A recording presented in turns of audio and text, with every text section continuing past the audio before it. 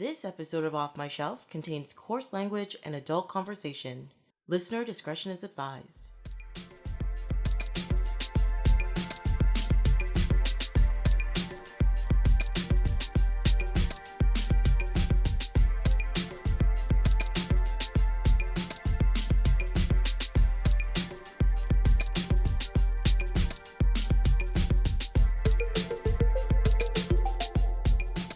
Hello, my name is Tracy James and welcome to Off My Shelf, a podcast about movies that are, well, off my shelf, where we go through my DVDs and talk about the movies in my collection. In this episode, Mike Linington joins me in talking about two films from 1987 with Radio Days and Raising Arizona. Oh, welcome! Hello. All right. So which one do you want to talk about first? I don't know, because I thoroughly enjoyed watching both of these movies. Just like the last episode, thoroughly enjoyed watching those two movies. The episode for that, thoroughly enjoyed watching those two movies. Apparently, we're on a streak where the movies hold up and they're both great. And because of that, I have few notes, and that has to do with the fact that I just sat there staring at the movie in amazement about, like, this is so good. Oh my God, this is so good. That happened with me with both too. Yeah, because they're both really, really fantastic. You know what? Let's start with you. What is your let's go alphabetical then. So we're gonna go with Radio Days. What is your impression of this movie? Because I think you said you had never seen it before. Oh no, I've seen it. Oh, you've seen it. Yeah. Yeah. For some reason, I guess I saw them when I was in high school, so I think I saw Radio Days first, so I was really young, and I really liked it. And then when I saw Purple Rose of Cairo on Super Channel or something, and then I thought that was amazing. Yeah. And it was actually both of these films I was super young, and I realized like how much I like got lost in that world, but also I realized, you know, like at some age when you're super young, you realize, oh, this person directed this, and then that means something. Mm-hmm. Whereas before that, there was a period, or, you know, you watch something and you're just like, oh, it's Coen, or it's this or that, and you don't think of the director. But with these two, I remember I was like, I think it was because my dad really liked the Coen brothers. Mm-hmm. And then Radio Days, I think I watched it with my parents or something, and then they enjoyed early Woody films. Yeah, like, it's definitely one of the early Woody Allen movies that is safe to watch with adults around when you're a child. It's like a nice look at what the world was like from a point of view of a kid from the 60s. I always like movies like that. Like what's that Christmas one? The Canadian, or not? A Christmas Story? Yeah, Christmas Story. Yeah. It takes place in the 40s. And like it really did make me nostalgic for a time that I didn't exist in. And if I did exist in it, it would be a horrible time for a person like myself. But I still remember, like, the first time I watched it, the thing that really got me about this movie is the music.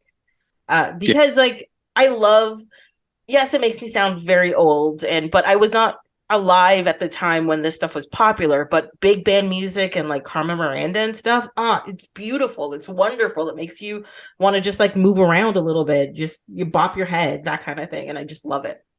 It feels like a time period where the Depression just ended, and I guess it's just before World War II, but people are kind of enjoying life and spending money going to see like a dinner and a show, kind of like it wasn't affordable for everybody, but if you saved your money, you could actually go see somebody super famous and enjoy a night like that. Yeah, well, I mean, I think it takes place between like 1940 and 1944, if I remember correctly. Yeah, because it ends on like New Year's 1944 or 1945, one of those things. And they mention like Pearl Harbor in it and them sitting listening to the war. And then it's a couple of years before that.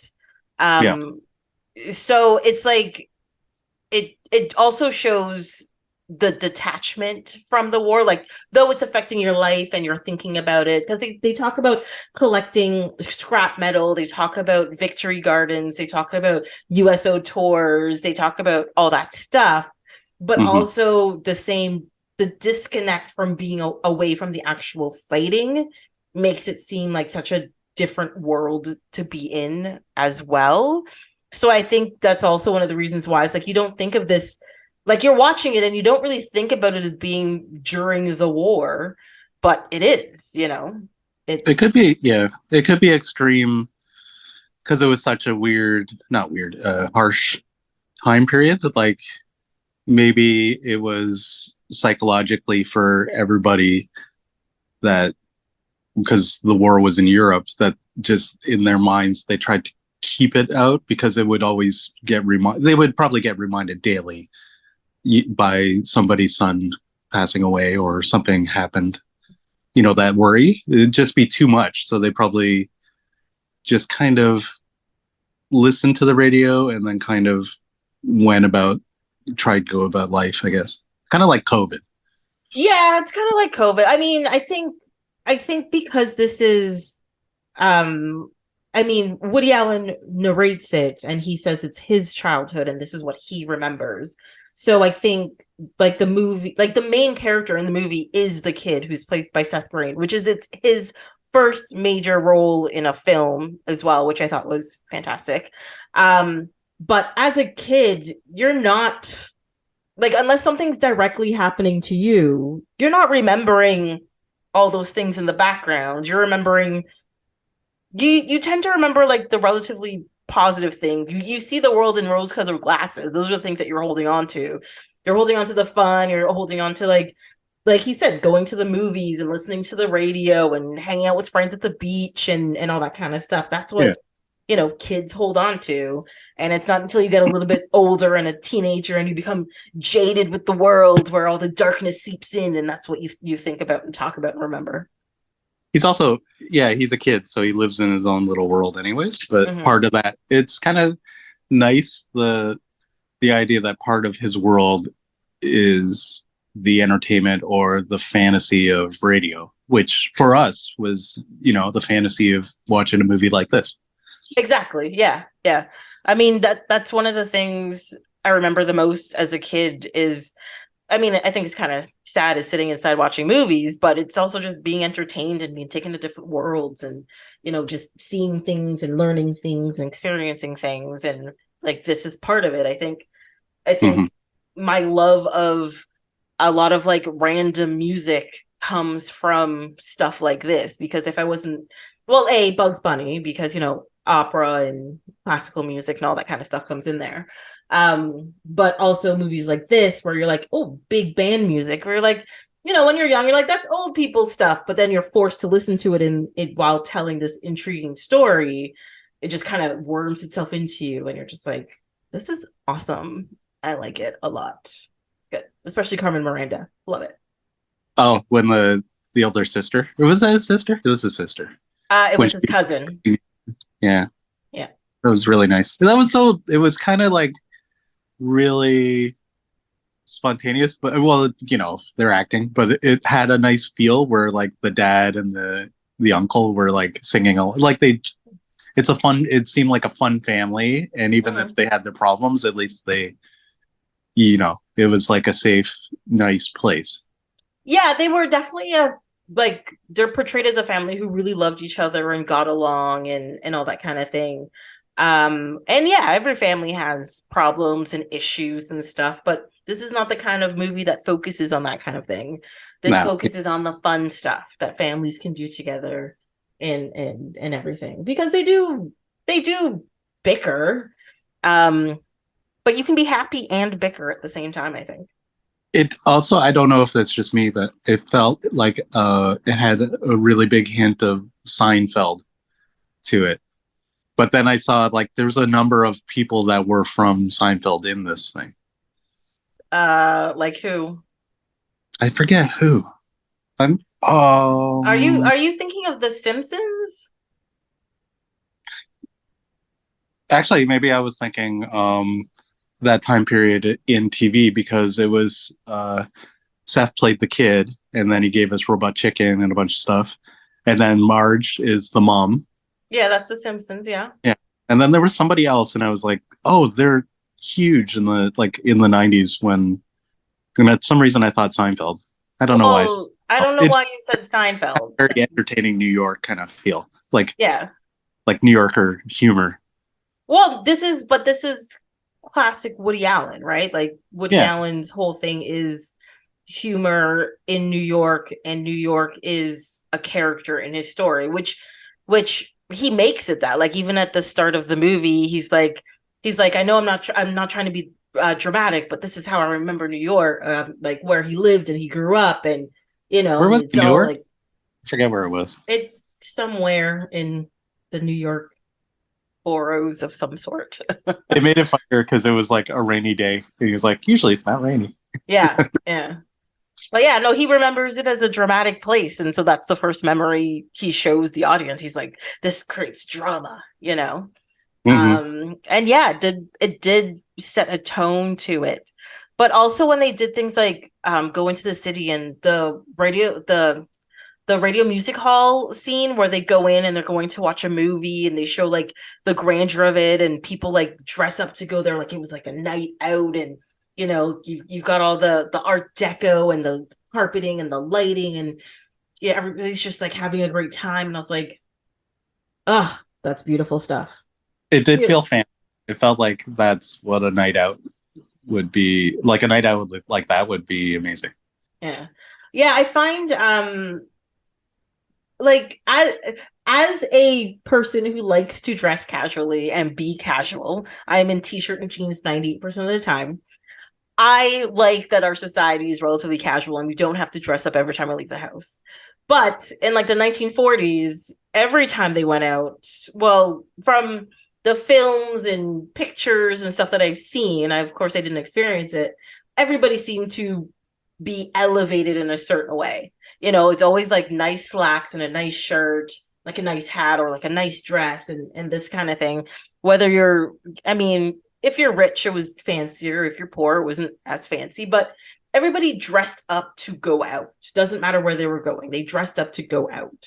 And like I think that's very maybe just romanticizes the era, but it makes it kind of lovely, I suppose.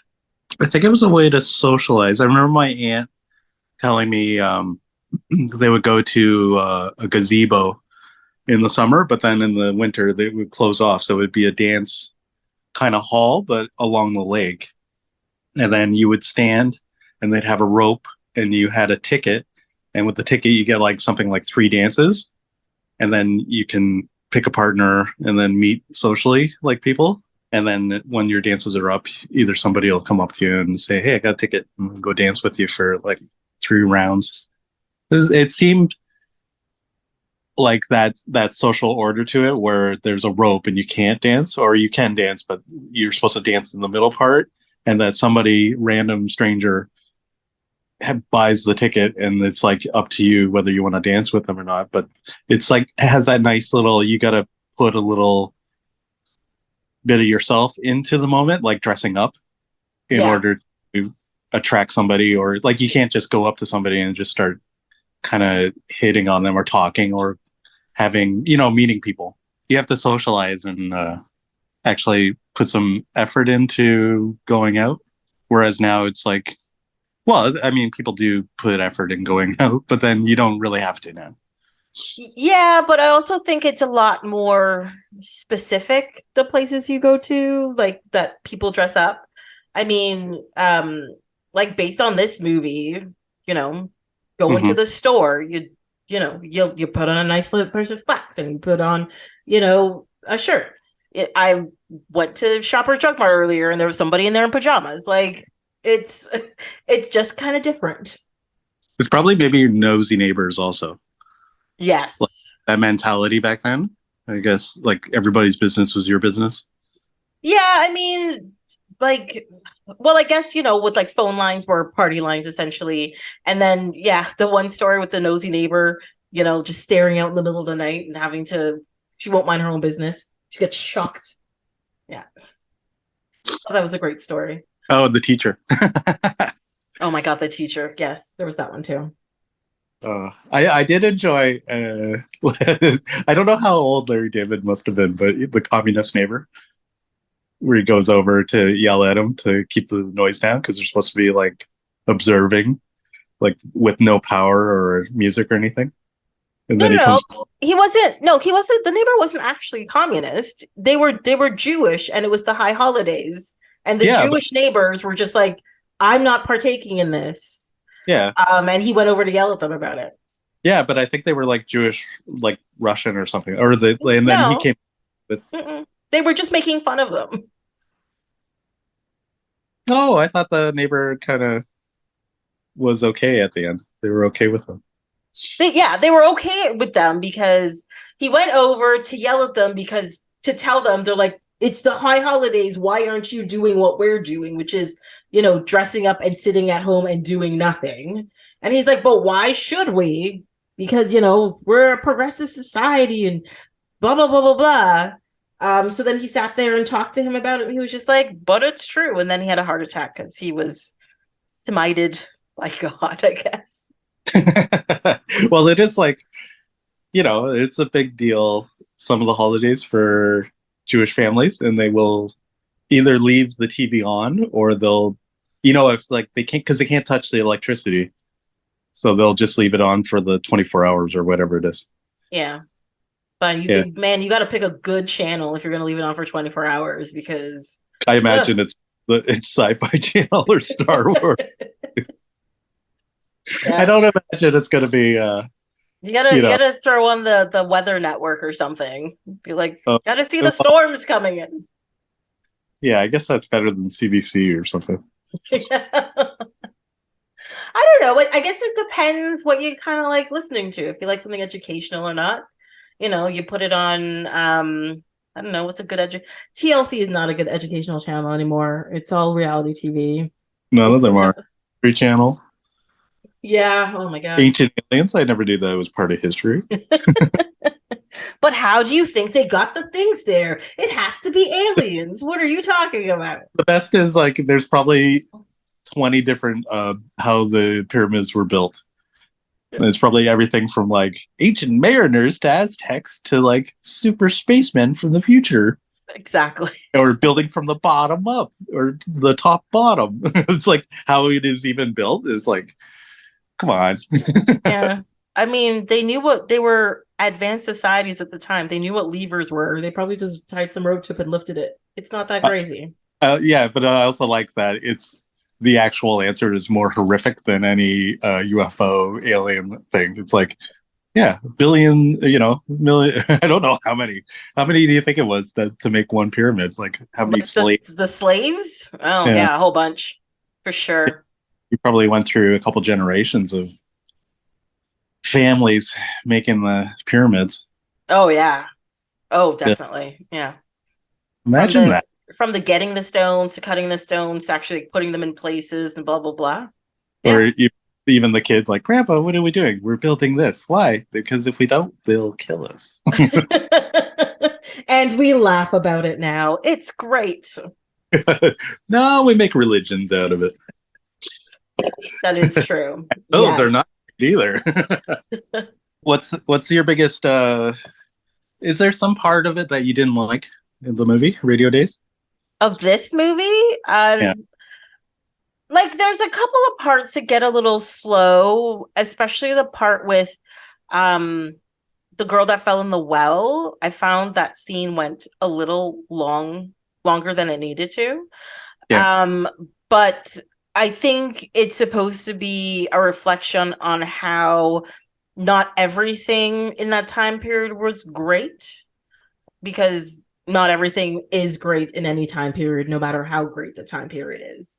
But it just felt like such a juxtaposition to like everything, and it wasn't even just like a slow introduction. Like it was like something that was peppered throughout a couple of scenes, and then here was like the culmination of that peppering.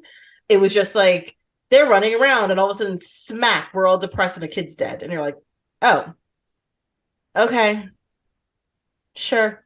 But like I think even I think every generation, I know this may sound weird, but I think there's a few generations of people in North America who've heard the story of some kid like like in your childhood. Because I think in our childhood, if I remember correctly, there was a kid that fell in the well when I was like 12 or something.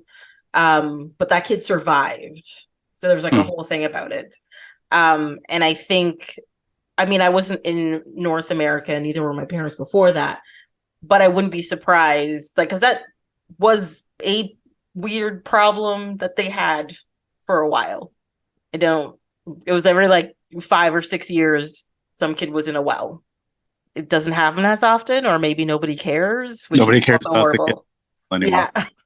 Yeah.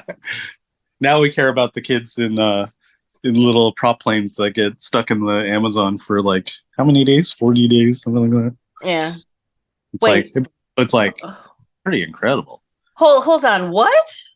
There was a plane and then they lost track of it. It basically I think I don't know what happened specifically. I think the pilot had a heart attack or something. And then it was full of like there was 5 kids. So I think it was 5 kids. So there's a almost teenage older sister and then younger siblings and the youngest was a baby. And then when they found him, the I guess the oldest passed away because of her injuries, and then the younger ones survived because What they about, had. did the I pilot guess die as well? yeah, I think he died. All Oh. the adults, so it was only the children, and then they found wrappers and baby stuff at the crash site, and I guess they kept on moving because I think their father or someone in the family taught them kind of survival in the jungle, so they guess they looked for a river and then started looking for food and shelter and things like that, That's like surviving. crazy. Yeah. Yeah. Yeah, They, that's nuts.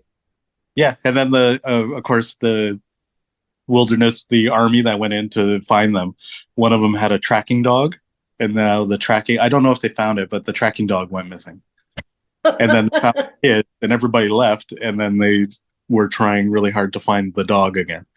Yeah. Probably So it's got like, eaten by a puma or something, sadly. I could see him living out there for a bit. He's like, I'm free, finally. It's kind of scary though. You just disappear.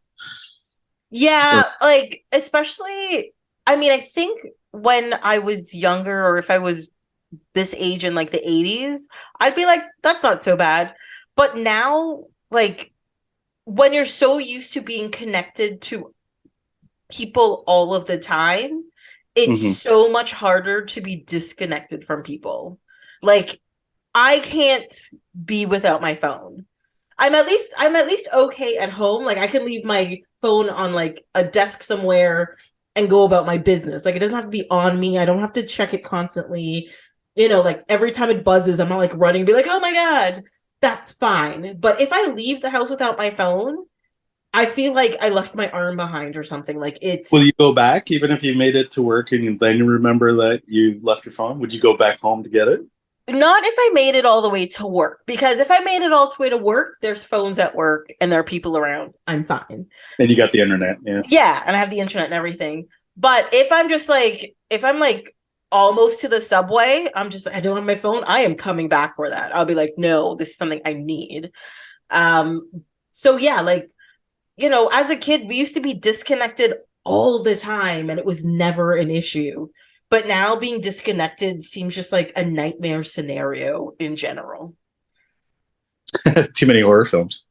Seriously. I'd be like, I'm sorry, what? I'm somewhere without my phone. That means I'm going to get kidnapped. I'm going to get murdered. Nobody's ever going to find me ever again. That's how it works.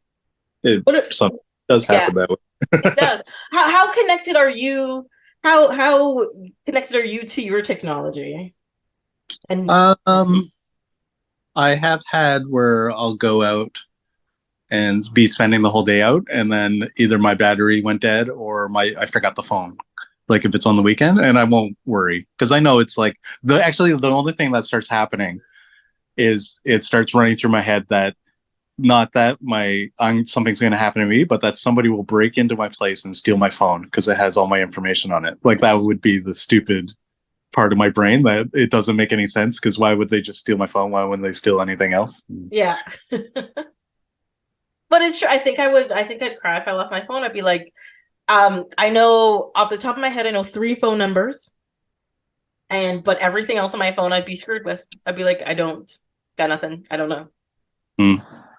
Oh, Yeah, I think it would cause my brain to freeze, and then I would think my body would start to break down, and maybe I'd pass gas involuntarily. It'd be one of those situations where you're just like, ooh, and then you get an eye twitch, and then a noise comes out of you. yeah. All of your sphincters release. Yeah, it's like a early panic attack. I'm sorry, audience. That's probably TMI. You're welcome. Oh, sorry. Uh, Look, that's what they came for. It's fine. Make it work. But yeah, like I can't be truly disconnected anymore. Like even so I was away recently, and so of course, my phone's on airplane mode, and I only get internet when I hit like a Wi-Fi hotspot, like if I get to someone's house or like a hotel or something like that, I hit Wi-Fi. And oh Mhm. my God, the in-betweens, I'm just freaking out. I'm like, I have my phone with me, can't do anything with it. I'm out at like a beach or something, can't do anything, but I have it.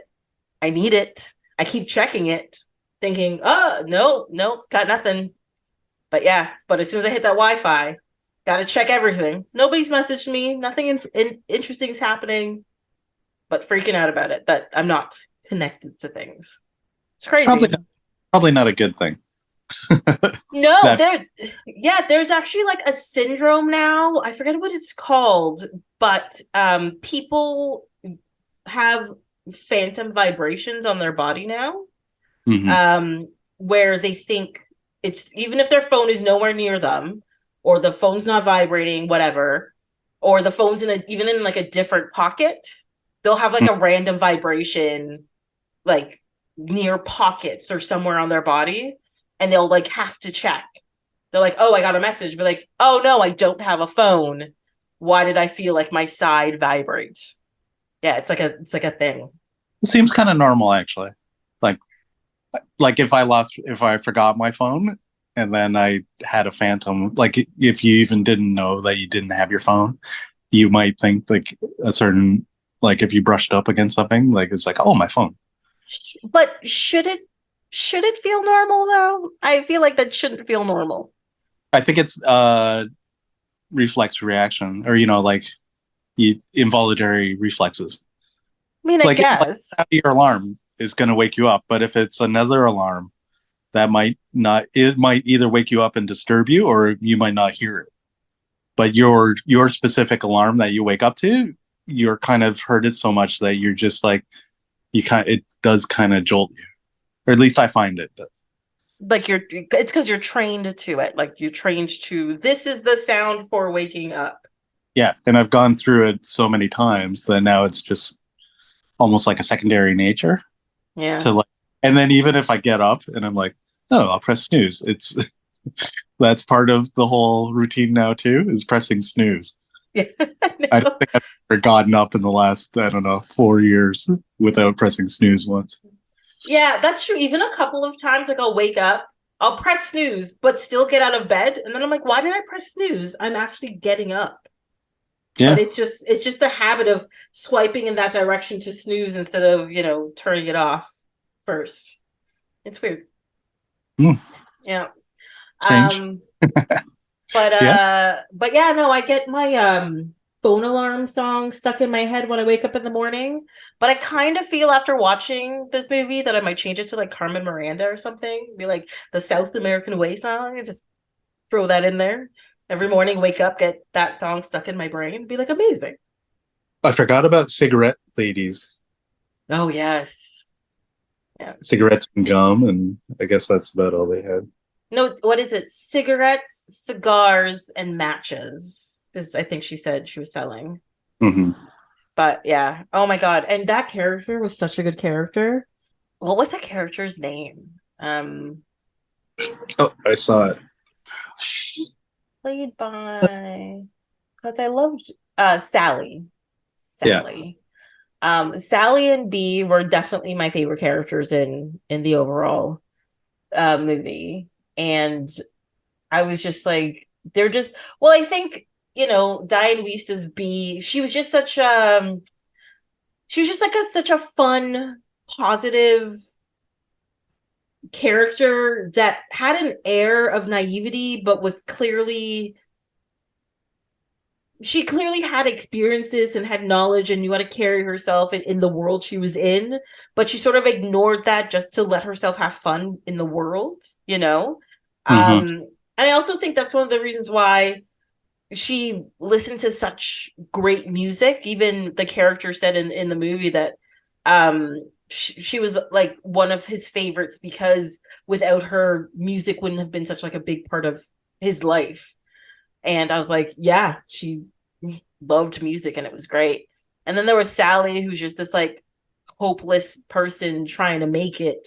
And she finally does. And it's quite fantastic, even though she sort of lost her first opportunity, due to Pearl Harbor. But Mm-hmm. she got herself out there and got herself her diction lessons. And I am sorry, her at the diction, like the what's it called? Not just diction, it's voice. No, it is Vocal. dick. What would they have called it back then? Yeah, they called it something in the movie, and now I cannot remember for the life of me what they called it. But her saying, "Hark, I hear the cannon roar. Is it the king approaching?" is one of the greatest scenes in anything. I'm sorry. It is just I laughed so hard and I still laugh every time that scene comes on. I think it's fantastic. That's nice. What's your favorite part of this movie? Oh, the the Orson Welles UFO where they're in the car and then he just running down the field. Yeah, just leaves her there in the dark and she has to what she said she walked 9 miles home or whatever. Yeah, Yeah. that was pretty great. Yeah. That was really fantastic. I actually think the the reenactment of the baseball story is really Oh, that fantastic. what was his name? Kirby Kyle? Yeah, something like that. He's like, and this poor baseball player, but at the end of it, he's like, he had 12 wins in the great baseball diamond in the sky. I love it. I absolutely love it. Yeah. There's just so many like small moments in this movie that is just like it's just structured so well and put together so well, and I find you just like all the people in the movie, even if the people aren't supposed to be the greatest people, you Oh, know? well, even had like one of the first introductions is like is it Uncle Abe, the guy with the who gets the fish off his buddies? Yes. And it's just like, yeah, that's family. And the wife's just so sick of fish, but he's like, they like me. Like, what am I supposed to do? It's fresh fish. Like, yeah, bring it home. It's food to feed the family. Sure, you get sick of fish, but guess what? You didn't pay for it. So it's a pretty good day. Yeah. Because even like the neighbor, there's the scene with like the burglars winning the contest and Oh, that then was destroy the house, but they get all furniture the next day. Um, all of that was fantastic. I think that's what it felt like radio telling a bunch of short stories or little, like but it's also like that family feeling of, oh, your uncle's going to tell you a story about when he was a kid. You're kind of captivated by it. And then at the end, even if you don't laugh that hard, it's like it's a nice little piece of, family Yeah, or something. it makes you feel good. It makes you feel like part of something, I guess. Yeah. Yeah. One thing this also reminds me of, especially with like the opening, they start with like the Green Hornet theme and stuff, and they talk about like the radio shows and everything. I remember when people used to listen to radio back in the day, on 104.5 on Sunday nights, they used to have two radio programs. They used to have the Sunday Funnies, and then they would play like old radio shows. And so the Sunday Funnies was like an hour long thing of like stand-up comedians and like comedy skits and all that kind of stuff. Hmm. But then after that, they'd have old radio shows. And the two I remember and I loved the most was they'd have the Green Hornet and they'd have Harry Lime, which is like from The Third Man and all that kind of stuff, Orson Welles. And I just used to remember me like getting ready for bed, getting ready for school the next day and just like listening to this stuff. And it really does like trigger your imagination. It really does. Because they get into it. They've got like all the Foley artists and they've got like they're like acting, that kind of thing. They're not just like it's not like an audiobook where no, audiobooks they put like some gravitas behind their words and everything. So it's not bland. But it's really a production, and it's like, and it just like reminded me of that just like one little bit of my childhood where I was like kind of like crossing that line, even though I didn't live it. I have that connection to that time period as well, which was Zoomer good. Radio does that at 10 o'clock at night every night. At every night. Yeah, because my Mm. dad put it on because he likes dragnet kind of things. But so it's Frank Proctor presents, and then it's from his library of things. And he always my dad starts getting, he's like, I bet he's gonna make it. It's like a nonsensical, like it's not even a comedy. It's like following a guy on his daily routine, but it's Frank Proctor's favorite thing. Every night, my dad will turn it on, and as soon as he hears the episode, he's like, "God damn!" He just turns it off.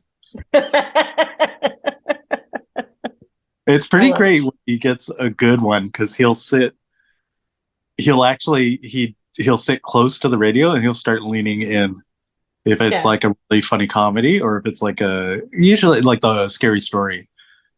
It's Yeah. it's the witty banter also between he likes the hard detective and the young detective, and it would be that that kind of cynicism, but still joking and making fun of everybody else in the room. It's Yeah. like Yeah. it's it's a lot of fun, but it's Yeah. also like the writing's actually yeah. I can't imagine that being easy. Like to just the voices. Well, yeah, you have to do more to get like the the sense of the scenario out there, I guess. When you get rid of that visual element and stuff, it's also still bringing someone's script to life, but you have to do it with like one less medium to get that Mhm. out there, kind of thing. Also, it's Um, probably so serious because it was live radio, and like as soon as you screwed up, you're probably gone. Like, oh yeah, I don't mm, know. It's like the classic soap operas and stuff. But yeah, right it's the off. same with yeah, yeah. It's the same thing with like I mentioned, like books on tape and stuff, because I'm really into listening to audiobooks right now.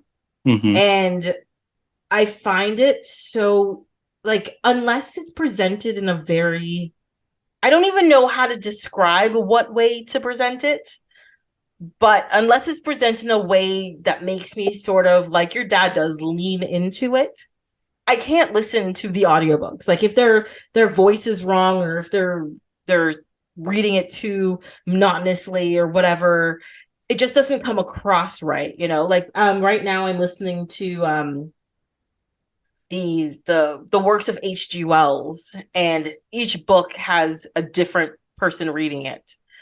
And so the first book was read by, I think his name is one of the doctors.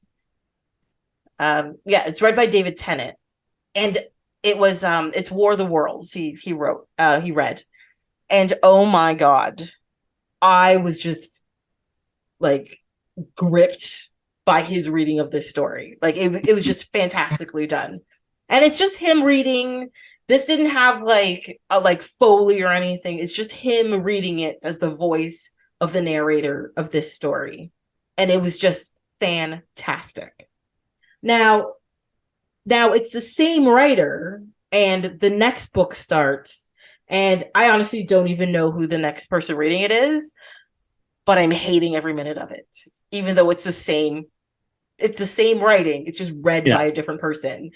And I don't know, it's just maybe the speed of how they're reading it, or maybe it's the sound of their voice, or maybe it could be the content, but I'm hating every minute of listening to this. But I'm just like, it's the same like writer. I should be into this. But no, their voice really does make a difference to it. Yeah, I feel like you're stuck in a high school classroom, like with a teacher with a tone or a subject, or you just don't want to be there. Yeah, yeah. I remember I love telling this story because it's just such a ridiculous thing. I had so when I was in doing architectural studies, we had a teacher that did structures. And this is going to sound boring, but the whole point of the class is about, you know, how thick of a wall does a like a load bearing wall need to be for a 2-story building or a 10-story building or a 20-story building? Like, how big do pillars need to be to hold weight and blah, blah, blah. Because you don't want your building to collapse. Now, to me, that sounds very interesting because I'm a shy dork. But to me, that sounds very, very interesting. But the teacher that we had for it, he would put me to sleep so quickly because he had this weird monotone voice. And he had an accent, and he literally sounded like an Indian William Shatner to me. And he would just start talking, and I would just be like, I've fallen asleep now, and I'd be out of it. Like, I'd just be done. I'm like, I can't do this. I'll read the book later, whatever. It's just like certain voices just do certain things to your perception of what's going on. Mm-hmm. And I think that's what's happening with this. And I'm trying to get into it, but I'm like, I can't do it. And I might skip the story and try to go to another one and like actually physically read that book compared to listening to this guy read it. And I feel bad for that guy, but David Tennant just like hit it out of the ballpark off the bat, and he's a hard act to follow. I'm sorry. Yeah, maybe it's a bit of both. Maybe it's a bit of both. Yeah. I do have to admit though, every once in a while in the story reading, I did think it was Scrooge McDuck reading this, and it just became a little bit more entertaining. Because if you watch the most recent iteration of DuckTales, he was the voice of Scrooge McDuck. And I was just like, Scrooge McDuck is running from aliens. This is great. That's it. That was my rant. I apologize. I went off on a deep end.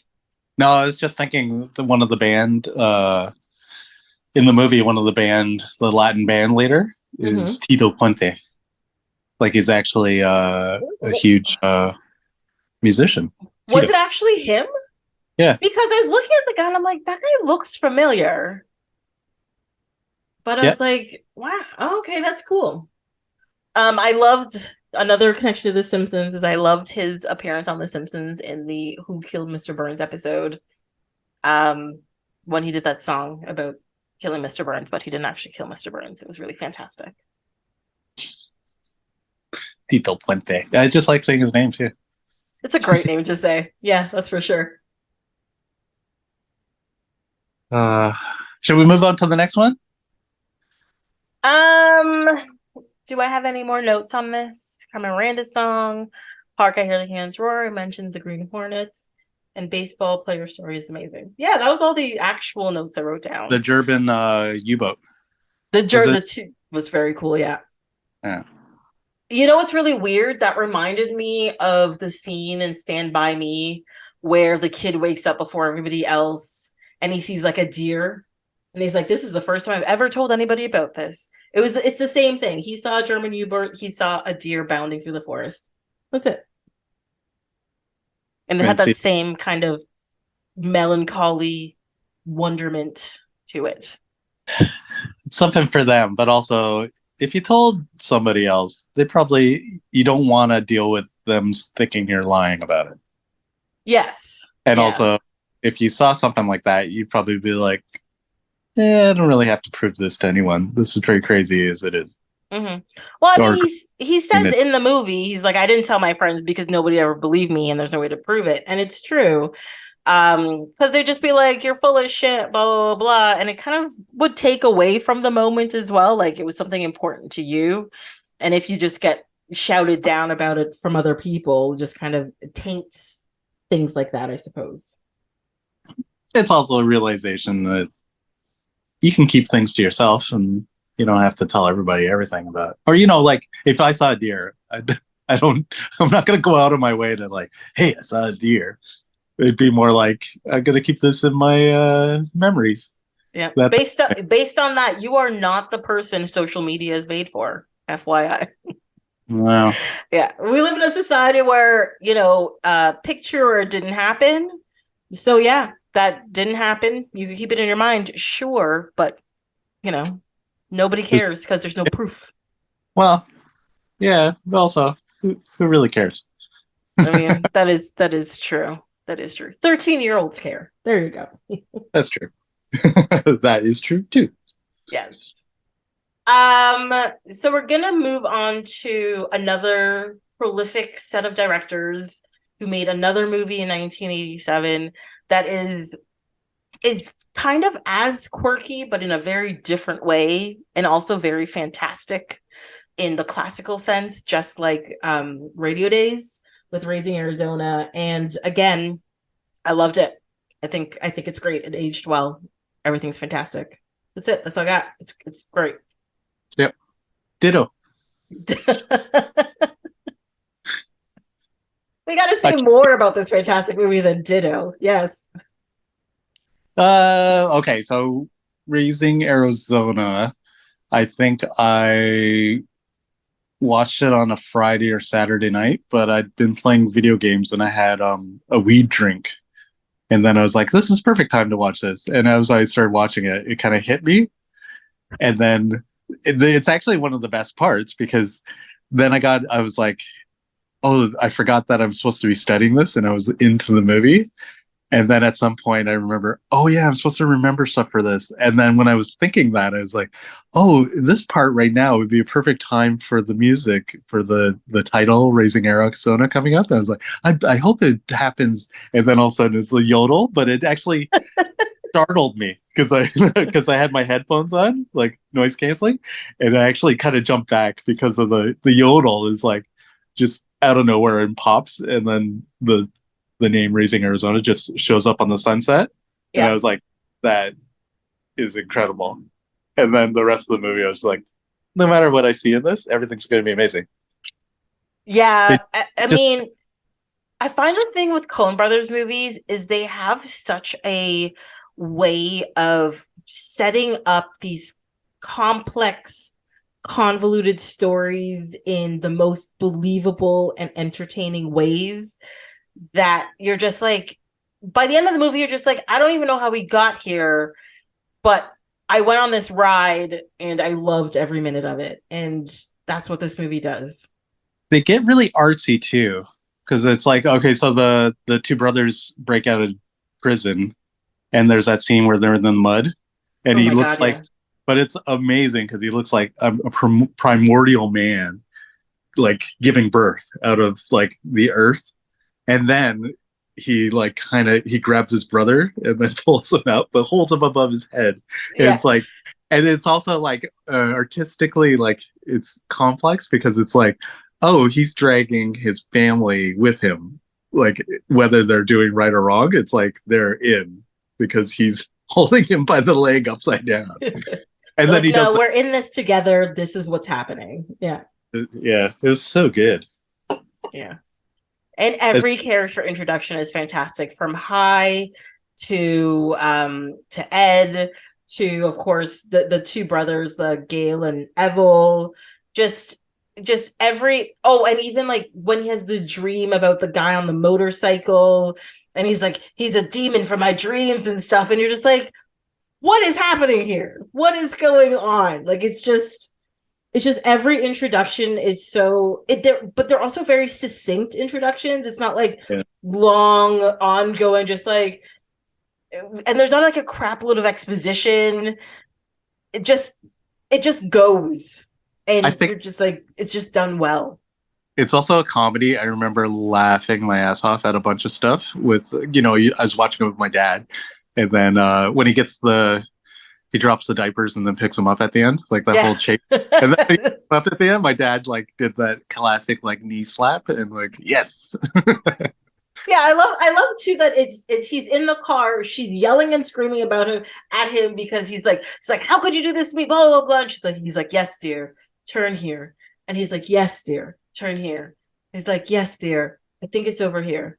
Okay, yeah. And he just opens the door and picks them up. And you're just like, wait, you remembered where you dropped the diapers? What? While somebody's like got a shotgun shooting at you? Like, this is crazy. Like, it's Oh, crazy. even they steal the kid, and then she starts crying, and then he's like, "What does he say?" He's like, he's a little bad guy. He's a little thief, or like a little rebel." And then the wife right away was like, "No, no, no, no." And she just breaks into tears immediately. She's like, I love him so much. So good. I looked at that and I was just like, that's how I feel about like cats and dogs. As soon as I meet them, I'm like, I will die for you. This is just how this works. It's nice. Yeah. Yeah. It's really great. Like even like so much happens before the title card of the movie comes up, you know.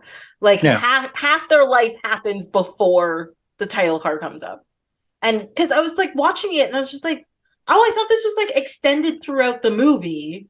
But no, like him getting his mugshot taken over and over and over again, and Ed being there every time he's there, him being in prison, and him realizing that he loves this woman and all this kind of stuff, and then her crying and breaking up, and him deciding to go, go clean and everything, and then they get married, and then the title card happens, and you're just like, how much of this did I watch? It was less than 10 minutes. And you're just like, but I got 2 more hours of this.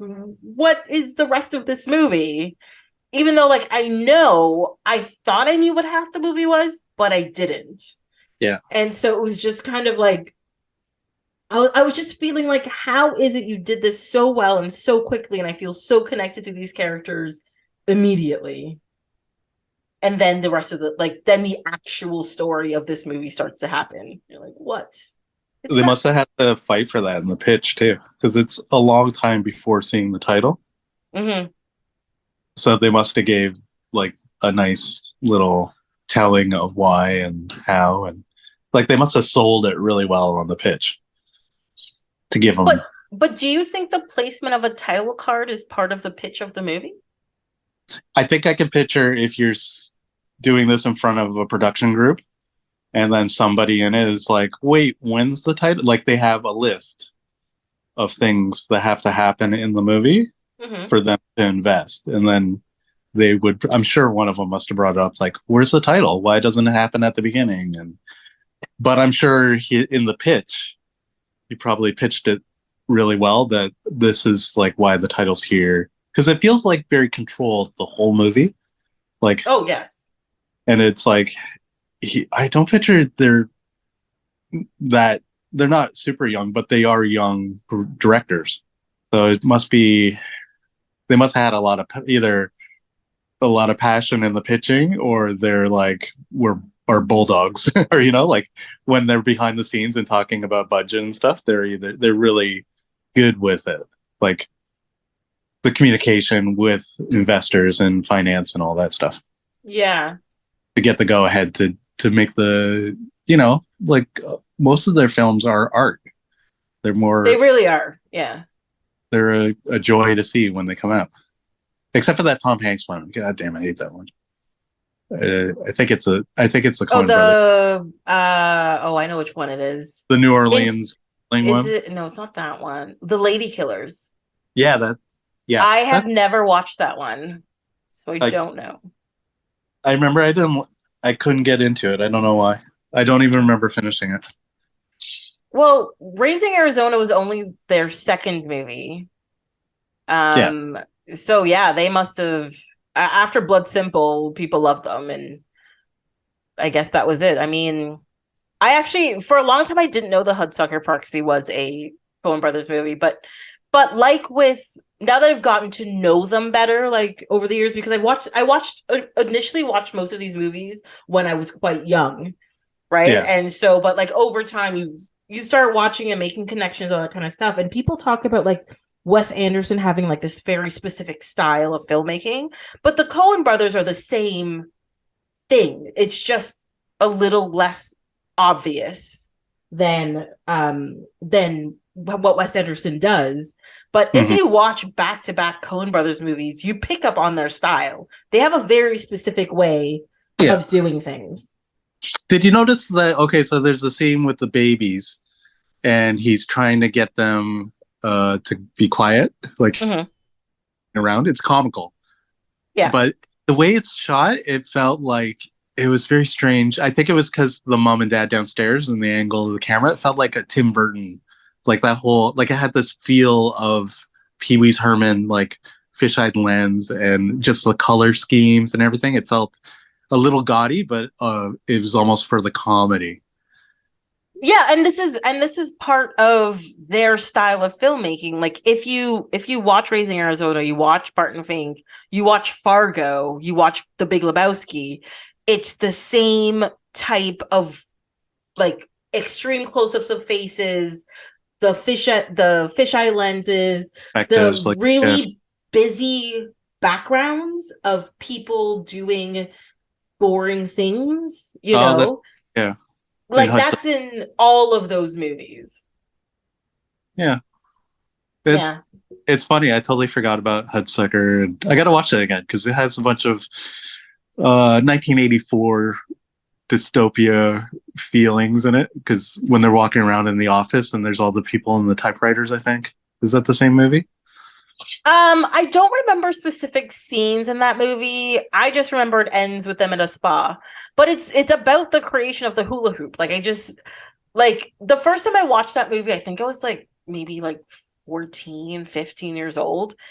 And I watched it and I was just like, that was weird, is all I could think. And then a few years later, I watched it again and I was like, this movie's about a hula hoop, was all I kept thinking. I was like, what? But you you know? liked it. But I liked it. Like that was the thing. Is like it's like some of the movies, like when I watched Raising Arizona, I was way too young to really get it. Yeah. But it left me with like I enjoyed that feeling, right? So when it came back, like when it came back into like I can watch this again, I watched it again, and I was like, oh, I really do like this movie, and now I understand the story better, And every time I watch it, I like it a little more. Mm-hmm. And I find that's a thing with a lot of Coen Brothers movies is like because they're like I said, they're strange, they're peculiar, the stories are convoluted for like no reason. They're convoluted for no reason. But the way they're structured, you like the people, you like the story, and they leave a lot of them leave you with a relatively good feeling by the end of it. You know what I Mm-hmm. mean? Like you just enjoyed this journey that you went on. It's fun. And I think that's the thing with them. Yeah. Well, some of their movies, they're not fun roller coaster rides. It's like edge of your seat, or like you feel uneasy the entire film, like old No Country for Old Men, like that type of, like they'll do the extremes, but then they'll do Mm-hmm. like this type of movie, which is like Buster Scruggs, that thing on Netflix, Yes. Yeah, and the it's like, Ballad of Buster Scruggs. Yeah. like each of these little stories is going to be amazing, and it's going to be so much fun, and they were. Mm-hmm. They really are. Like one of I am not a big fan of No Country for Old Men. I it's not that I don't think it's well shot or the acting is good. People are gonna hate me for this, but I think the movie's pointless and it annoys me. Like it's like there's no point to this movie and it annoys me, right? Um, but you're talking about like their serious films and like a movie like A Serious Man, which is Yeah. for some reason it's a movie that a lot of people haven't seen, but I feel like more people really should see because it's so good. But also it's kind of really depressing at the same time compared to a lot of their other movies. Yeah. And it's just I don't even know how to describe what I like about it. What do you think's your favorite is it going to be like Fargo? What's your Um it's the Big Lebowski. It's going to be the Big Lebowski. Um yeah, it's going to be the Big Lebowski for sure. I mean, I think that's a very basic answer. I apologize. No, so Um I sometimes I get a feeling with movies, you just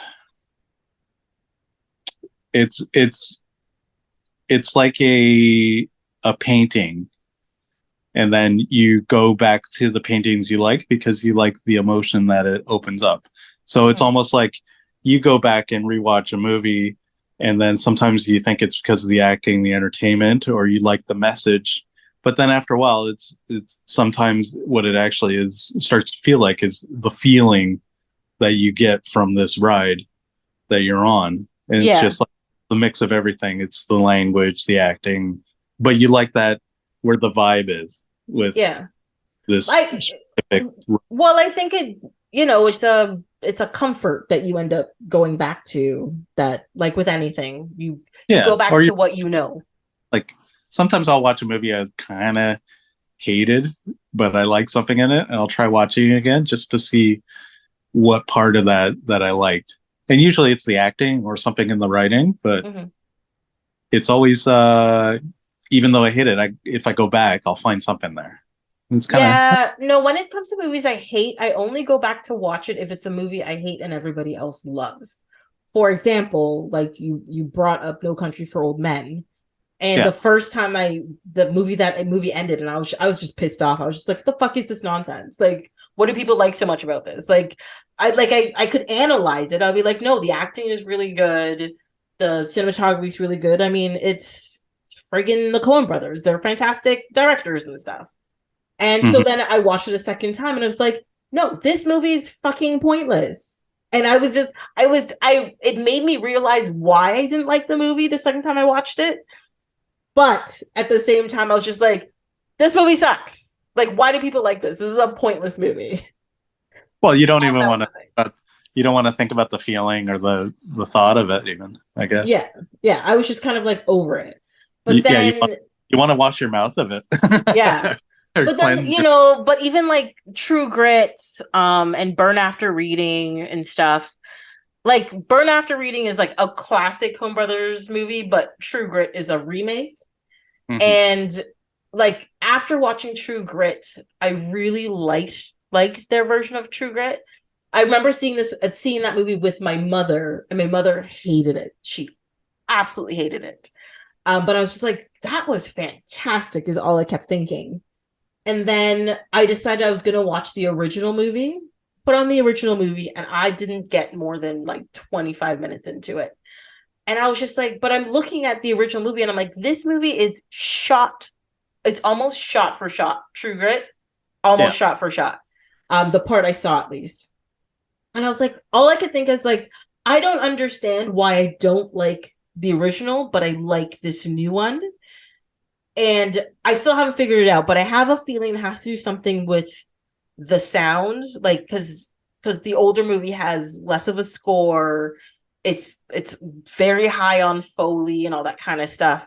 And I think it's just like the sound balance wasn't right and it was just turning me off. That's the only thing I could pick up as to why I didn't like the original one. But I just couldn't make it through the original. But also I think it also shows a directing style, despite being almost shot for shot, makes a difference in how you experience a story being told, you know?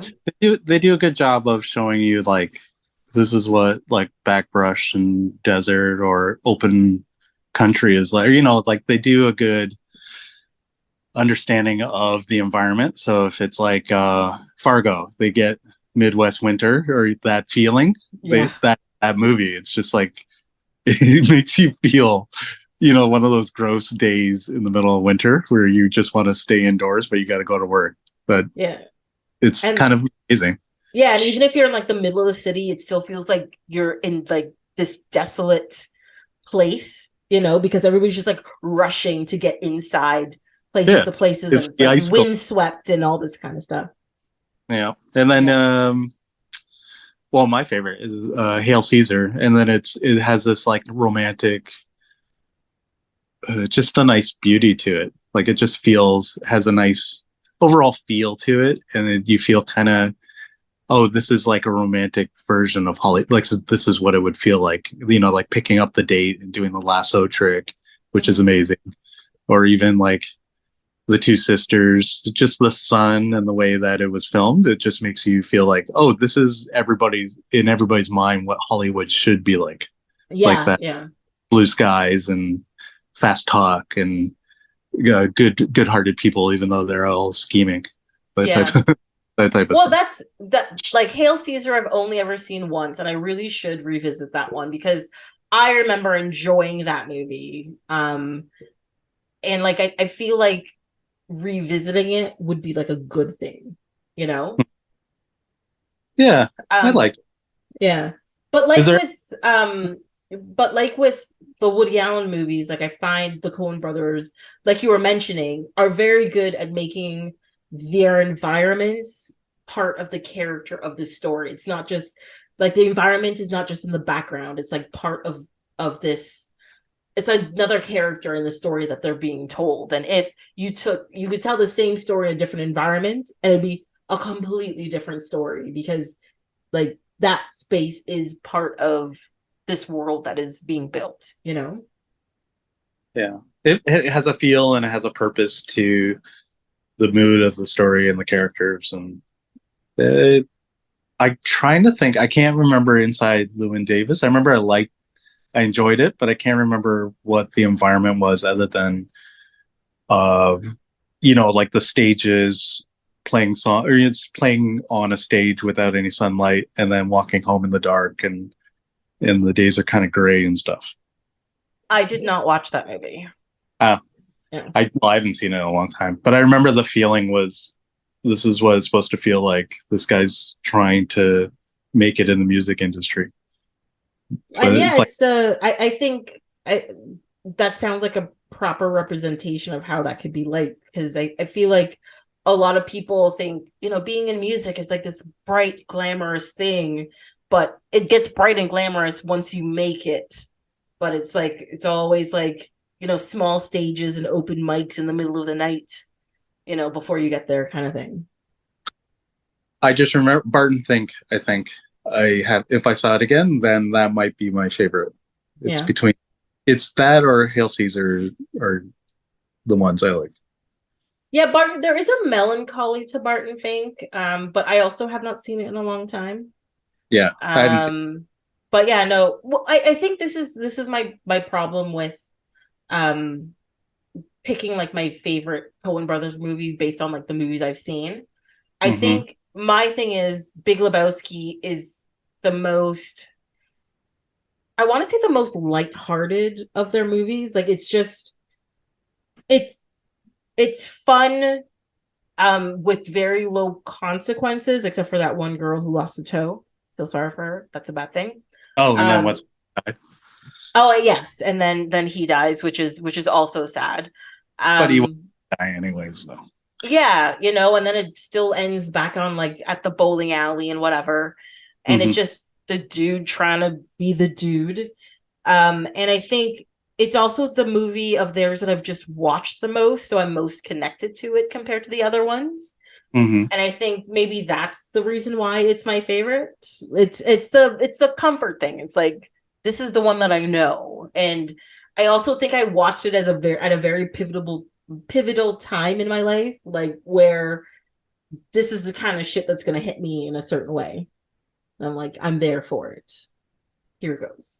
So, but I find all of their movies to be worthwhile and worth watching and just very good. Like they're just very good. Yeah, I I'll try watching Lady Killers again. You don't have to. Like people are allowed to make not hit the bullseye every single time. It's fine. I You do don't love the other one is Oh Brother, Where Art Thou? Which I Oh, so good. Yeah. So good. I remember waiting cuz I'm not a huge fan of bluegrass or anything. And this is a clearly music-based movie that's based in bluegrass. And I remember waiting a long time to watch it. Well, probably about 5 or 6 years after it came out, I finally watched it. And I was just like, oh, that's still really good. And you kind of like bluegrass by the end of the movie because of how it's presented and how it's used and how the film yeah, is put together. But I think they also used a special. I forget. It's been a long time. I can't remember specifically, but I think they used a special person for that new gospel and southern music, and so they set up the entire like the songs we heard is because it was like a musical production person that Mhm. knew exactly what they wanted, the type of feel for it. Oh, I was gonna Yeah. say, in Raising Arizona, did you notice there? So when the guy hires the hitman, the guy on the bike, and Yeah. he goes into his office, and there's a painting behind him, and it's the weirdest painting. It's I did not. what was it? It has a whale coming out of the ocean, and I think in the whale's mouth is a deer, and then in the right side of the painting is the universe. It's one of those spray paint weird paintings that hippie, and then in the other side is an eagle, and then there's something else, but the whole thing didn't like it. All the image things together didn't make any sense, and they must have went out of their way to find the worst that type of painting. You should look it up right now, I think. Oh my God. Hold on. So I don't even know how to search for this. Raising Arizona. Weird Um, office painting, I'm gonna guess. let's see. No, it's In just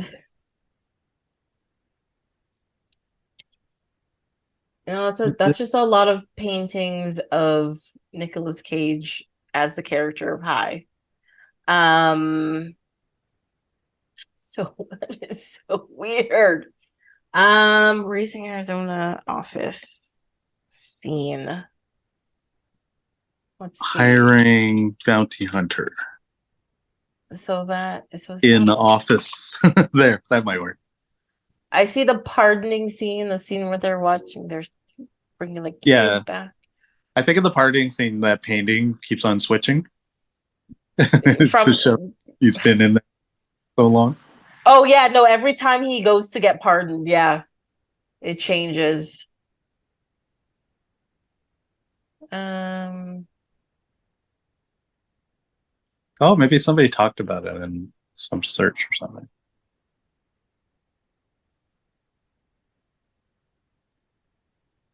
apparently it's one of Edgar Wright's favorite movies. So there you go. That's what I found out by searching for this. Yeah, but anyways, it really stood out. It's just like I stopped listening to him and I started staring at it. And then they're also having the talk about like money and stuff. And I was just like, oh, this is his personality. And then I get the feeling you're supposed to not take him seriously. But then when he starts negotiating with the bounty hunter, it's like you could you almost take him more seriously. Like you don't see him as a two-dimensional character. Like up to that point, the character feels like they lost their kid and stuff, but he also was keep on selling his furniture, whatever he was selling, like in the Yeah, live. his raw unpainted furniture or Yeah. whatever. But then when he was dealing with the bounty hunter, his tone with the bounty hunter was like you see the morals behind him, and then you start feeling bad that he's lost his kid. And Yeah. then when it kind of leads up to the end when they catch them bringing back the kid, and you get the idea like, oh no, he has like a moral compass that he allows him to like let them go and not charge them and have an understanding of other humans. Like he Okay. has some Yeah. empathy. But that painting is so Sorry. ridiculous. Did Okay. you find? So I sort of found it, but his head's in a weird place. But there seems to be like a dog with something in its mouth and something else. It just Yeah, I don't think I see a whale. not having any real pictures come up. Yeah, I put Raising Arizona furniture office scene Oh, and I got it. no, none of these are The Office. No, but that's the scene with him in the office. Oh, yeah, I don't. Oh, there it is. Yeah, so it's yeah, okay, so it's a dog, and I think it has a deer in its mouth, and then behind it is a whale breaching water, and then up in the right you don't see it, but then it's, or is that even the same office? It I'm might. pretty sure that is the office scene. Now I gotta watch it again just to see that stupid painting. It's only in the like it's the only scene with it for like 5 seconds. Yeah, see, now I also have to watch it just to see if I can see this painting because that painting sounds glorious and something that I should really have paid more attention to. Oh, here's another one. Okay, yeah, so it's a, oh no, it's a dog with a fish in its mouth, like a big trout, and then you can see the whale coming out of his back, and then there's like a whale fin, and then on the right is the universe, like it's like the Milky Way. It's like a galaxy. Okay, you have to send me the picture that you're looking at, and I will post it in the show notes because people need to see what we are talking about. All right.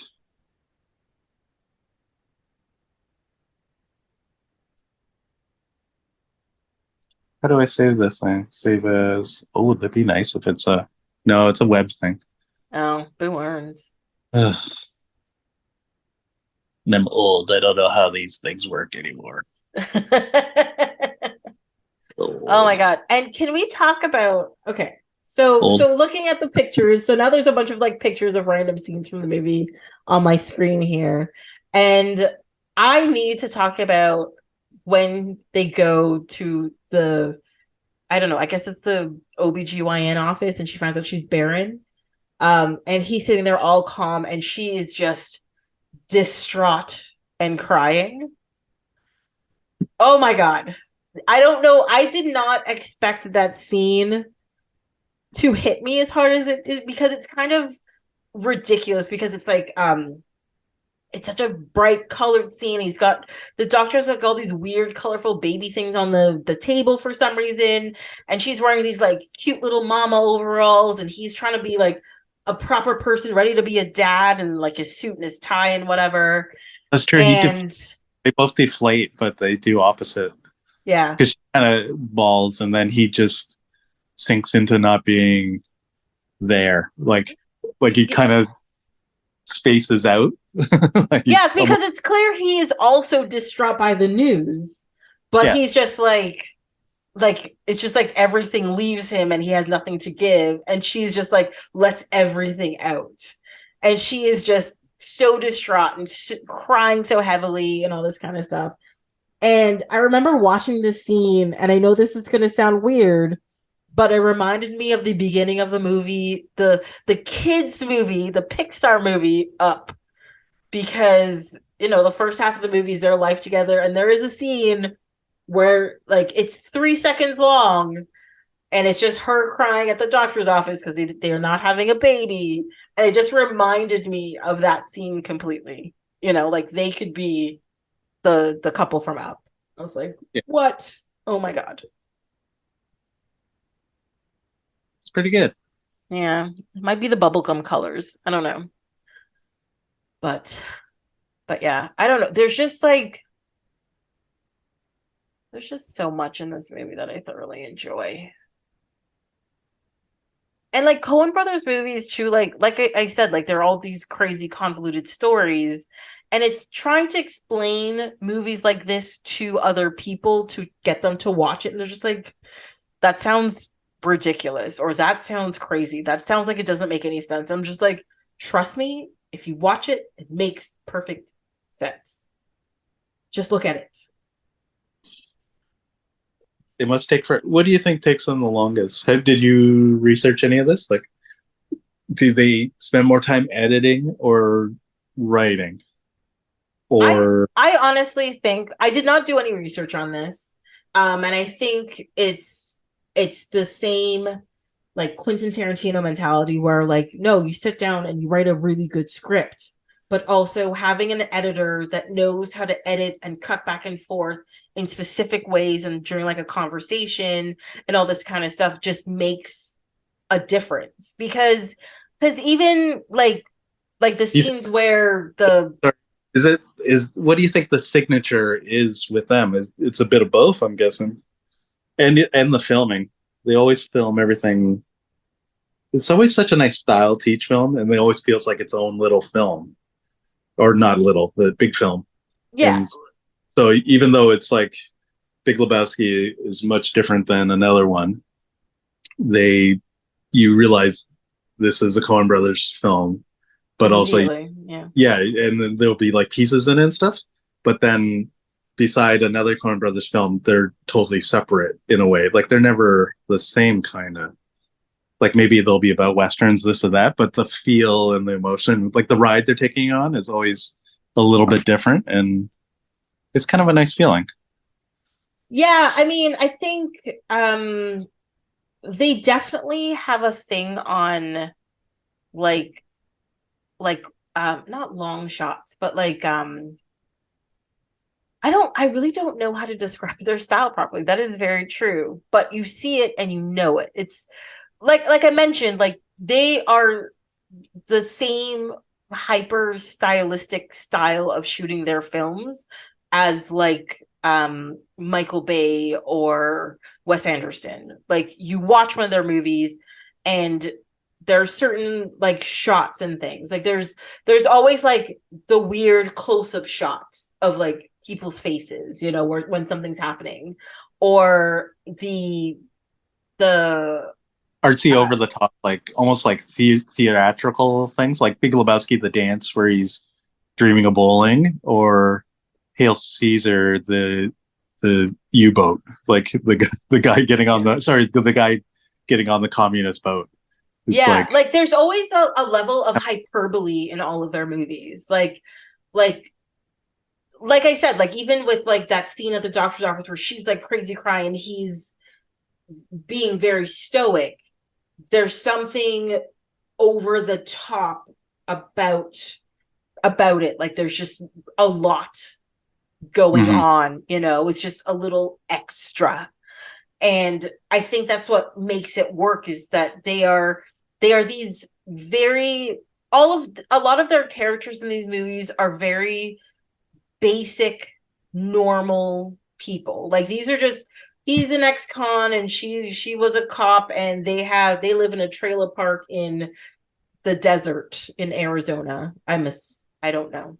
Anyways, but they're somewhere and they live a relatively small life, but this movie makes their life seem big, you know, Mhm. and I find a lot of their movies do that. Like they, no matter how small the character is, they make them big. And even in like a movie like The Hudsucker Proxy, where they have a character who's just like a small businessman who's making something, they make him seem larger than life, you know? Mhm. Or even in like I'll bring up No Country for Old Men. I don't think that's a great movie, but the characters in the movie, even though like that guy's a killer and whatever, he kills like three people, you know, but they make him seem like this like crazy psycho, and everybody are these like these they all seem, everything they do seems bigger and more important than what they actually are, kind of thing, right? And I think that's their signature, is that it's relatively slice of life, but at the same time something weird and something crazy is happening to make these people this worthy of the center of attention, you know what I mean? I like the two brothers. They steal the baby, but they forget the baby on the roof, Yeah. And and the one then brother falls in love with the baby immediately, just like the mother did, you know? yeah, they are like a couple. But that them pounding the roof and like screaming, it felt like over a minute, and it was amazing because it just you thought it'd be over, and then it just kept on Just kind of kept on going. going. Yeah. Yeah, so nice. uh yeah. I don't know. I really do like this movie a lot. And like it's especially with like my collection of movies, once they start hitting, especially movies from the 80s or previous, I start getting this like little twinge, like, oh my god, maybe I like it because of nostalgia and I'm gonna watch it, I'm gonna hate it now. Or oh, I like it because of nostalgia, but now I'm gonna see all of the horribleness in it. Like misogyny or Oh, you'll wreck nostalgia. homophobia or like you see the problematic situations that are built into these stories and stuff that we used to like so much, and now you're just like, that's cringeworthy, I don't like it. Or like just being an adult, you've had experiences and you watch a movie and there's a scenario and you're just like, how wrong that scenario is. Yeah, yeah. And so when I watch movies like this, like both of these from the 80s, where that stuff isn't really, it doesn't bring the content down. It just makes me happy that it has aged well and the people who created it made something that is relatively timeless because of that. It is kind of amazing that they've aged well because they're well, even Woody Allen and then these movies, they're specific style and a way that the film's done, and you're like, I'm gonna go see this movie because it's a Woody film or it's the Coen brothers. It's like it doesn't matter what it's about, everybody's gonna go see it because they want to see, or if you're into a director, you go see the film. Yeah. But it's a really good example of something from the late 80s that you can go back and it's just as good, but then it also like you can go back to something else you thought was just as good and it's just cliche, or it's a time capsule. But then Yeah. with these ones, they don't feel like time capsules. They feel like if you saw this now, it would still feel like a new movie. It would. Yeah. Like, Yeah, you never definitely. feel like, oh, you can make the like it's one of those where you see an old movie and then you're like, they can make this now. It's kind of like a hidden message of no, this movie you just saw, even though it's like 20, 30 years old, it's new to you and it relives. It's got a second, like a shelf life for some movies, but then with these ones they have like a little life of their own, I guess. Well, one thing about both these movies, well, Woody Allen is a very problematic person, and that was one of the reasons why I was kind of like also like, oh, maybe I'm not gonna like this. Like maybe he's sprinkled in some horribleness I'd never noticed before because he's a Yeah. horrible person. But his name on it is the only thing that tinges the quality of this movie. And it'll keep newer generations from seeing it, not just because it's old, but because they'll be like, I don't think I want to like Woody Allen because I don't want to give him money and I don't want to, Yeah, which is perpetuate this fair. nonsense, which is fair, but also kind of sad because it really is fantastic and it upsets me. But a thing that makes a movie like this sort of timeless is because it was a movie that was made already out of time. Like it was made in the 80s, but already took place in the 40s. So it was already out of time when it was made. So watching it What anytime in the future. like the time of it almost felt like it was the 80s.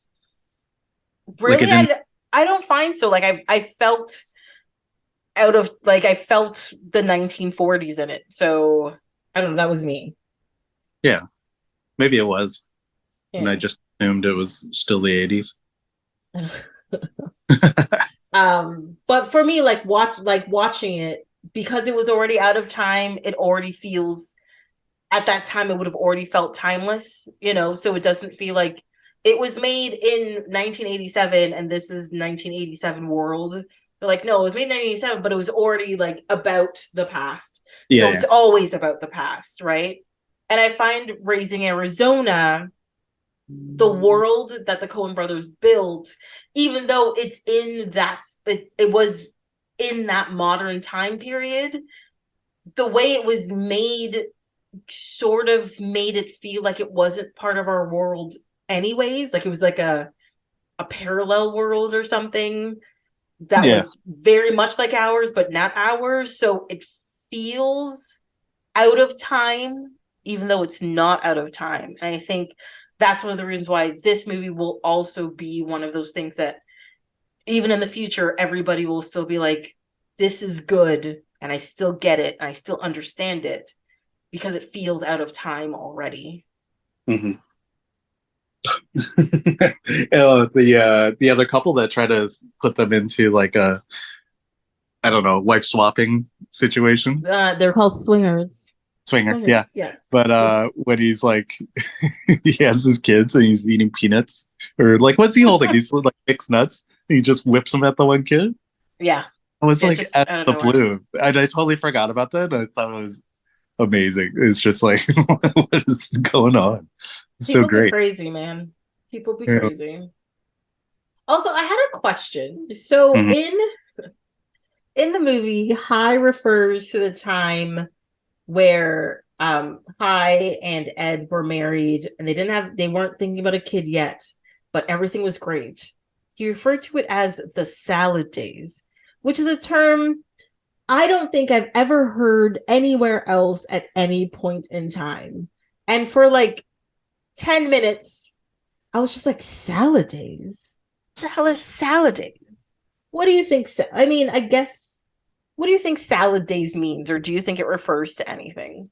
Yeah, it's like it's one of those old, isn't it? It's like a 1930s, 40s or 1940s term for like these are like the salad year. It's like when you first is it when you first get married and then everything's optimistic, but you're like, you're saving pennies, that type of thing. Did you look it up I'm looking or up right now. It says here the salad days means a time of youthful inexperience and indiscretion. yeah, I forget what the other days are. There's other because there's older. I forget what I don't even know what the entire because usually it's like the before the salad days and then the after salad days. The salad years. I forget what the older than salad years is. I'll type it in. Oh, it's actually a Shakespearean idiom. I didn't realize that. He was quoting Shakespeare. What? It was first used in Antony and Cleopatra in a speech at the end of Act One, in which Cleopatra is regretting her youthful dalliances with Julius Caesar. She says, "My salad days, when I was green in judgment, cold in blood, to say as I said then." Mm-hmm. And I know this is before the Caesar salad was invented, but I feel like Cleopatra is calling it her salad days because she was with Caesar, because he's Caesar salad. I, I think you're just putting two separate things I into know, Shakespeare's mouth. I know, I really I know that, but at the same time, that's how my brain works. I'm sorry. Oh, it's probably also because he probably I guess people probably said salad days because they had to read Shakespeare, and so Maybe. like a lot of people, like even one of the guys at work said it was like, oh, she does protest or like whatever that was. I forget what the saying is. She does protest too much because somebody was saying something like, oh, I'm not into or whatever they were talking about, and then they were defending not being into it, and they just threw it. The other person just threw in Shakespeare because it just perfectly fit the moment, I guess. Yeah, that's how you win the arguments, man. Yeah, I know, but I'm Yeah. saying, but even my mom and dad, they used to use like, yeah, everybody uses like Shakespeare phrases or But used to. that's no, but Shakespeare came up with many, many phrases and idioms that we regularly use in our daily life, kind of thing. Yeah, So it's not unheard of, even if we don't know it's from Shakespeare.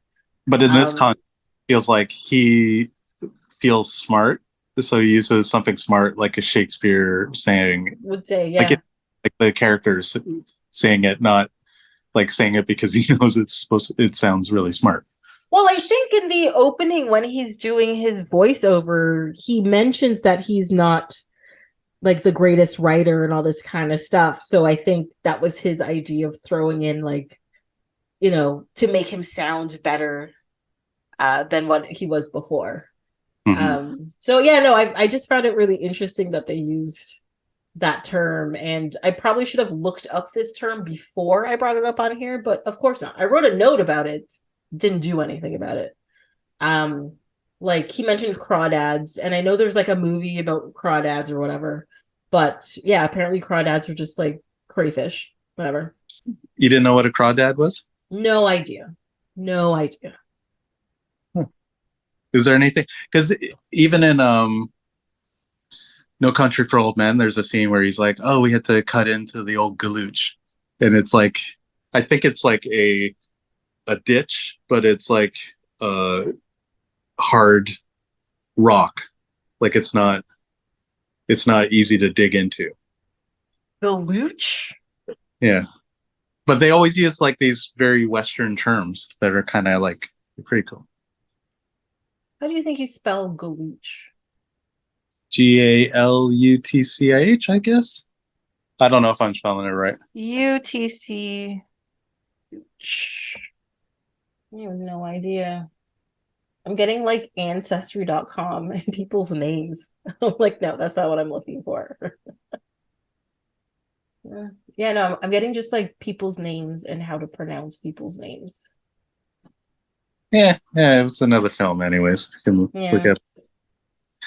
But it's interesting. Like I find one thing I always found interesting is like etymology of like word origins and like where they come from and like or like even like idioms and phrases like how they got into our regular lexicon and all that kind of stuff Mhm. because it just you know like I find people now are just like, oh, people are just making up words and changing the language and blah blah blah, but that's something that's always happened. Like their language is always evolving and changing when things become popular or you can make a reference and all that kind of stuff. Like so it's always fun to just kind of like look up where these things come from and things like that. It's fun. Words are interesting. Let's see. Yeah, I don't like I said, I don't have many notes, and I think I've just covered all of the notes that I have mentioned. Because my notes was what is a crawdad? What are salad days? First two notes. Her crying in the doctor's office is hard and hilarious. Shoot someone over Huggies. Yes, we talked about the Huggies scene, but the fact that everybody has a big ass shotgun just because he wants some Huggies, just what? And they're like shooting for his head. Yeah. Crazy. And Dogs. Sorry. It starts with the one dog chasing him, and then it's a bunch of dogs. Just that the dogs are great, and then see when he like runs through these like people's house, and like all the dogs are following him too. It's Yeah. crazy. Oh, and the lady pushes over. Either it's the guy with the gun or it's a cop, and then you see what's behind her, and it's all the pack of dogs chasing her. It just keeps adding up. Yeah, it's in the grocery store. Yeah, I also love the fact like he's got the Huggies. He's in the grocery store. The store clerk just unleashed the shotgun at him, and he just looks, instead of like scared that he's gonna get his head blown off, he just looks annoyed, switches the Huggies to the other arm, just like turns around and just walks the other way. It's like, what? That's all right, you're fine with this, it's okay. It's awesome. Like his criminal brain kicked in. Yeah, she's like, this is just another hassle, I guess I'll go over here. And my last note is slamming on the brakes when you think a baby's on the roof is a bad idea. It's even funnier because no baby falls off the roof. Exactly. Well, he already fell and into the road and was just kind of like sitting there strapped in, waiting. You kind of have to see that scene though. Yeah. Pretty much. I did like the fight scene where he's fighting the brothers, and then he ends up like knuckling the popcorn ceiling. Yes. But even when it happens, when it starts happening, you're like, ugh. It's just a gross image. Yeah, but it's also like they show how again, environment part of the scene, that they show how like tight that space is, because even like the John Goodman's character, he's like trying to throw a punch and he can't like make his arm go around because there's not enough room, or like he ducks and like it's a shoddily made trailer, and I think they fall through the wall. Like, yeah, they fall through a wall. It's all that kind of stuff. It's crazy. Yeah. Even the final scene where he's on his back and then hitting him with a piece of wood and just twirling is amazing. It should be over the top, but for some reason it just perfectly fits. Yeah, it's like, it's not, the fight isn't unrealistic, but it is ridiculous, you know? Yeah. And it just fits into that space and that world and those characters, and it's good. It's good. And I think this is the thing that makes Coen brothers so good at what they do, is that they make sure all of their stories and all their characters are consistent in the world that they build for them. And Yeah. that's why everything works so well. Oh, and when he's running around, he still has the sock or like the Stockings on his pantyhose on. head. Yeah, but it looks like rabbit ears. Like he's almost like Bugs Bunny or something. He's almost. It makes him more comical. Like the entire scene, it felt like, yeah, like a Bugs Bunny skit. Yeah, Yeah. yeah. It's kind of like he's Wile E. Coyote and everything just goes wrong. Yeah, even the kid with the little hat and the giant, the giant gun. It's like he's ridiculous, but amazing. It's so good. I love Hmm. it. Yeah. Again, I thoroughly enjoyed both of these movies. Like I just don't even know what else to say about it. It's like when you see movies like this that are just so, like, they tell really good stories in like a really good way. It's hard to analyze scenes or structures because you're just like, but it's just good. Just that's what else do you want me to say? It's just good. It does that best thing where it just turns your brain off, and even if you're trying to study it, it's like I gave up right as Arizona. The title that came up is like, oh, and I just my brain went off, and I just watched the film. Like I didn't, like I would have tried picking up stuff, and the only thing that stood out was that painting, but then everything else I let slide. Like him on his back, like twirling and hitting him in the head with a stick was probably 15 seconds too long, but I just didn't mind it. Yeah, yeah, yeah. I was gonna say something and now I forgot what it is. Oh, were they married? McDermott's in it, right? Uh, Oh yeah, she is in it. yeah, and she's married to one of them. She's married to the swinger guy. That's her kids. No, Frances no, McDormand. in actual life. Oh yeah, is she married to one of the Coen brothers? I think she is. She's married to a director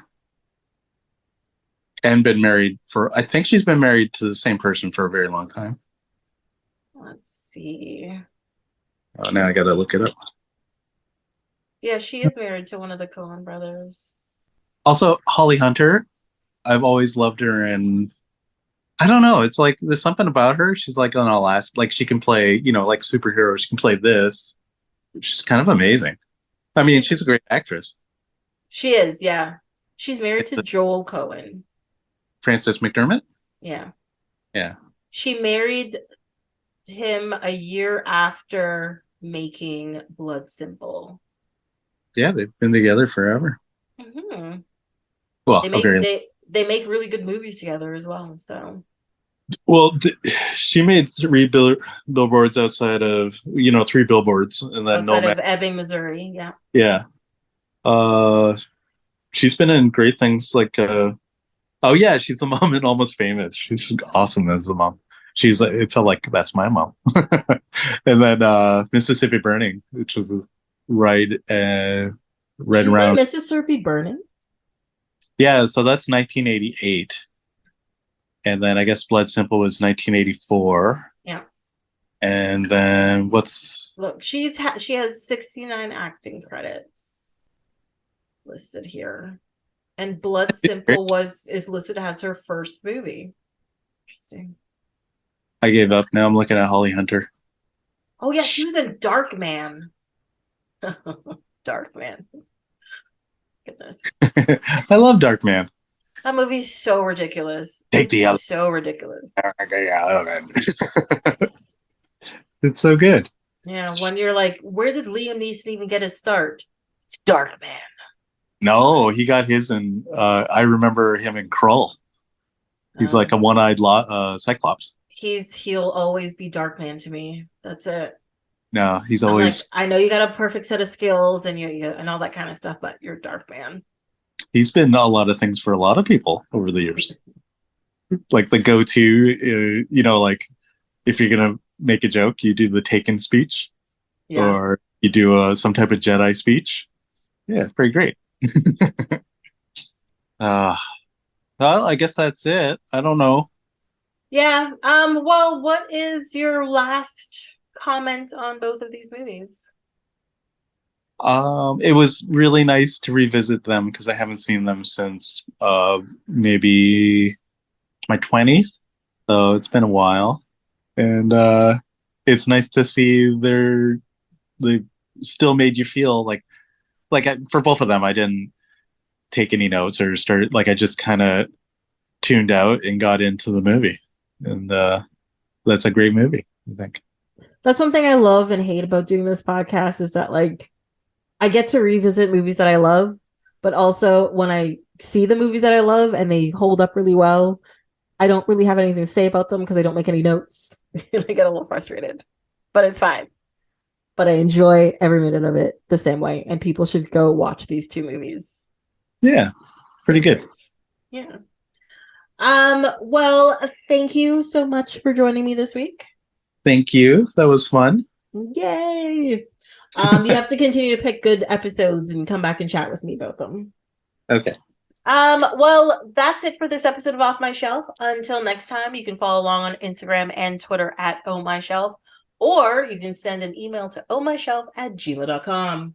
On the next episode, we'll be talking about the animated show Raggedy Ann and Andy. Hope you'll be here to listen.